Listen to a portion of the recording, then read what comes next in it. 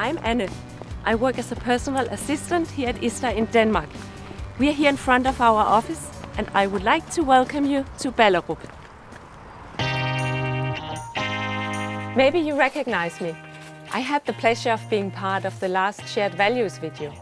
I presented the value encouraging empowerment to you.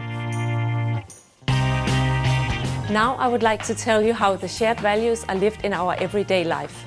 My colleague Trine will tell you a nice story about the value taking responsibility. Trine works here in the billing department now for 7 years, and now she sits right next to me. Hej Trine. Godt at se dig. Hej Anne, lige måde. Så lad os tale lidt om værdien handle ansvarligt. Hvad betyder det for dig? Ja, altså jeg ser vores organisation som en kæde, hvor alle led er lige vigtige, hvor alle led har deres speciel viden inden for deres område. Og derfor er det vigtigt for at kæden fungerer, at vi alle sammen tager ansvar og hjælper hinanden selvfølgelig. Så ansvar er for mig, at man tager personligt ansvar ved at være engageret og ved at handle og bidrage. Det er interessant. Og hvordan oplever du det i hverdagen? Har du lyst til at fortælle os din historie? Ja, jeg har et eksempel, hvor jeg udarbejdede et regnskab for en af vores hovedkunder, hvor jeg fandt ud af, at rigtig mange af målerne var ikke aflæst, fordi de var alt for gamle. Så for at løse problemet kontaktede jeg salgsafdelingen, og vi fandt sammen ud af, at det bedste var at anbefale kunden at få skiftet målerne, så kvaliteten af regnskabet kunne blive bedre. Og det var kunden selvfølgelig rigtig tilfreds med, og meget glad for at blive gjort opmærksom på. Det var et rigtig godt eksempel, men er der andre måder, hvorpå vi tager ansvar på? Kan du komme med nogle eksempler på, hvad vi ellers gør her i huset?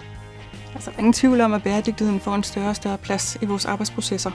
Og udover at huske at slukke for lyset og slukke for computeren, har vi fået implementeret et elektronisk arkivsystem, som gør, at vi ikke printer så meget papir mere. Det er jo rigtig godt, at vi gør noget for at passe på de knappe ressourcer. Men hvad med medarbejderne her i huset? For eksempel så får vi rigtig lækker og meget sund og varieret mad i kantinen hver dag. Og vi har jo mulighed for at få massage hver uge, hvilket er meget populært. Der er kunst på væggene her, som er med til at få os til at have det godt. Og vi har det her hyggelige område, hvor vi kan sidde og slappe lidt af. Og det er alt sammen med til at gøre, at vi har et godt arbejdsmiljø. Tak Trine for et interessant interview. And thank you to all of you for being here in Denmark today with us, talking about the value taking responsibility.